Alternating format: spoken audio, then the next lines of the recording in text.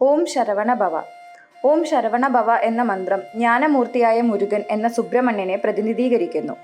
അജ്ഞാനമാകുന്ന അന്ധകാരത്തെ ഇല്ലാതാക്കാൻ ജ്ഞാനമാകുന്ന പ്രകാശത്തെ ഉദ്ദീപിപ്പിക്കുന്ന മന്ത്രമായാണ് ഇതെവിടെയും അറിയപ്പെടുന്നത്. ഈ ഷടാക്ഷര മന്ത്രത്തിലെ ഓരോ അക്ഷരത്തെക്കുറിച്ചും നമുക്ക് ചിന്തിക്കാം. ഷ ധ്യാനത്തിലിരുന്ന് സർവ്വ ജീവജാലങ്ങൾക്കും സുഖത്തെ നൽകുന്നത്. ഷ എന്ന ബീജാക്ഷരം യഥാർത്ഥത്തിൽ ശങ്കരനെ പ്രതിനിധീകരിക്കുന്നത് കൊണ്ട് തന്നെ ഭഗവാൻ മുരുകൻ ശിവസുബ്രഹ്മണ്യൻ എന്നറിയപ്പെടുന്നു.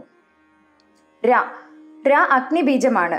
ഗുരുപദം ജ്ഞാനാഗ്നിയെ പ്രതിനിധീകരിക്കുന്നത് കൊണ്ട് ലോകഗുരുവായവൻ അഥവാ പിതാവിനും ഗുരുവായവൻ എന്നർത്ഥം. ഓംകാരത്തിന് മഹാദേവനായ പിതാവിന് വ്യാഖ്യാനം പറഞ്ഞതുകൊണ്ടും ലോകഗുരുസ്ഥാനം ലഭിച്ചു. ശൂരപത്മൻ എന്ന അസുരൻ യുദ്ധത്തിൽ ജലപ്രളയമായി വന്നെടുത്തപ്പോൾ അഗ്നിയായി ആ ജലത്തെ വറ്റിച്ചവൻ, ദേവസേനാധിപതിയായി എല്ലാ ഉത്തമരെയും കാത്തു രക്ഷിക്കുന്നവൻ എന്ന് വ്യാഖ്യാനം. വ വരുണനെയാണ് ഈ അക്ഷരം പ്രതിനിധീകരിക്കുന്നത്.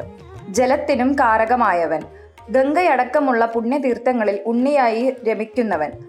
ണ കർമ്മങ്ങളെല്ലാം ചെയ്ത് അവസാനിപ്പിച്ച് നിഷ്ക്രിയത്വം കൈവരിച്ചവൻ, ജ്ഞാനമൂർത്തിയായതിനാൽ എല്ലാം മുൻകൂട്ടി നിശ്ചയിച്ചവൻ.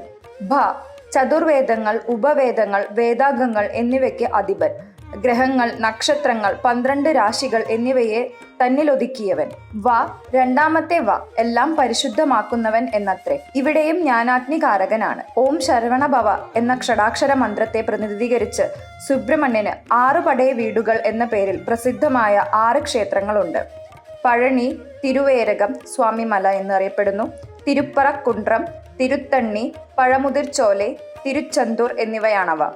തന്റെ സർവ്വവ്യാപിത്വത്തെ വ്യക്തമാക്കിക്കൊണ്ട് പഴനിയിൽ മുരുകൻ മലയിലും, തിരുത്തണ്ണിയിൽ കുന്നിലും, സ്വാമിമലയിൽ നദീതീരത്തും, തിരുപ്പറക്കുണ്ട്രത്തിൽ ഗുഹയിലും, പഴമുതിർച്ചോലയിൽ കാട്ടിലും, തിരുച്ചെന്തൂരിൽ കടൽക്കരയിലും സ്ഥിതി ചെയ്യുന്നു. ഓം ശരവണഭവ.